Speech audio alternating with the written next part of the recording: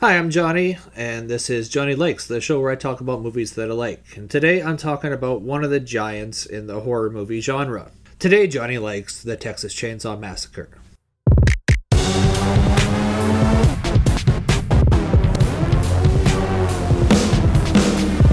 You tell him, Johnny. You tell the world. So the story goes something like this. You got a bunch of kids. They're on a road trip in backwoods rural Texas. They run across the absolute wrong family who happens to have peculiar interior decorating and culinary tastes. The bad. I have two issues with the movie. The first and biggest is that the opening scrawl and overdub give away that there is going to be a survivor in this movie. It kind of kills some of the suspense later on. Second little thing was, at one point, Leatherface is chasing a girl through the woods at night, and you just can't see what's going on. And the scene goes on for too long.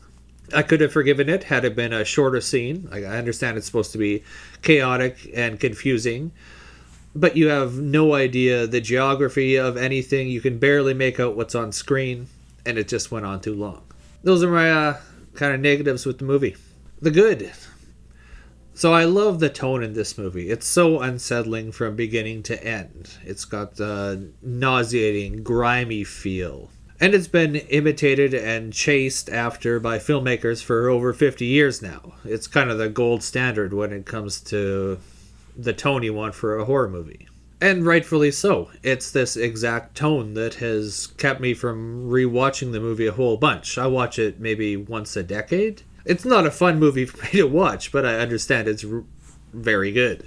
I should also mention that the movie is kind of funny. It has this super dark, macabre sense of humor that's kind of strung throughout the movie, and you're not quite sure if that's supposed to be funny or if it's just supposed to be absurd, but it's there, and I took it as funny. Like trying to get Grandpa's appetite going with some blood.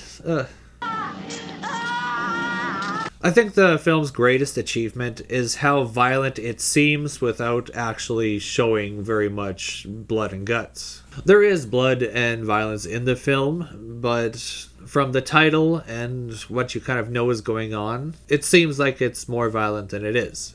Well, it seems like it's more graphic than it really is. Take the meat hook scene. It's a perfect, famous example where people swore they saw this meat hook going into this girl's back or guy's back. I can't remember the exact victim. But you don't actually see anything. It's a great illusion and solid storytelling technique. Just let the audience's imagination fill in the blanks where you can't really show it. And since this was the early 70s and a very low budget movie, any effects that they would have had wouldn't have lived up to whatever you can imagine. Like, special effects were just kind of in their infancy at this point. And even if you look 5 years later, they'd grown tenfold. Like, I mean, just look at Grandpa.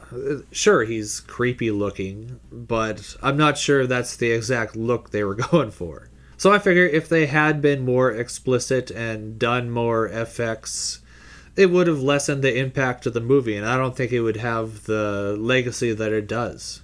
So Leatherface. Scary dude. Scary as all hell. It's probably the scariest slasher get-up out of any of the big major ones. Sure, Freddy has like a gloved hand with razors on it, and he's got the scarred up face, but come on, Leatherface is wearing human skin as a mask, and he's coming at you with a chainsaw. That's the clear winner.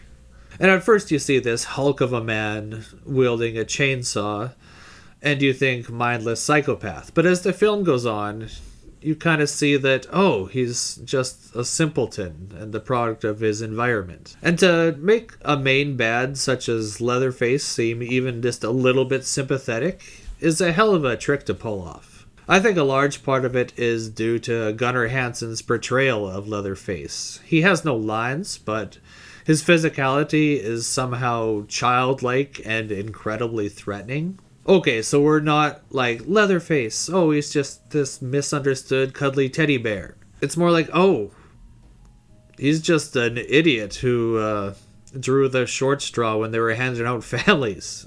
It's kind of sad, actually. At any rate, Hansen's performance is perfect, and he really sells the role. The set design was great. Leatherface's house, super creepy. Camera work and cinematography, also excellent. Very iconic and imitated.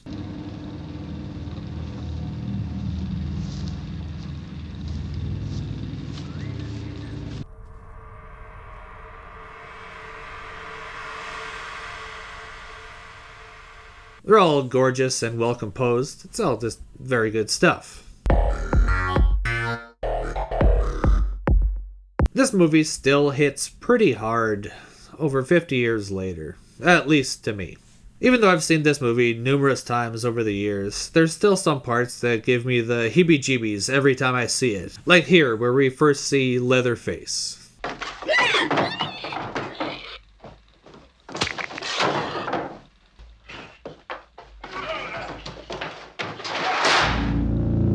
That gets me every time. So if you happen to have not seen this movie, I would highly recommend it. It's worth it. Sure, it's a bit dated, but it's pretty easy to get over once you get into the movie. And it's one of the best horror movies of not only the 70s, but of all time. But if you're watching this review, you probably knew that.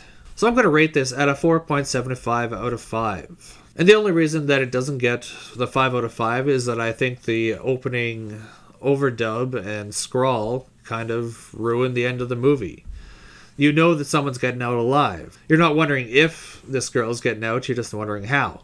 It's kind of a small thing, but it bugged me enough to knock a little bit off the perfect score. So just chop out John Larroquette and the words on screen, you got a 5 out of 5 from me. So I want to know about your experience watching the Texas Chainsaw Massacre for the first time. Was it awesome? Did it scare the crap out of you? Did you think it was overhyped? What's the deal? Let me know in the comments. Thanks for watching me talk about movies for a little bit, and you can tune in next time to see what else Johnny likes.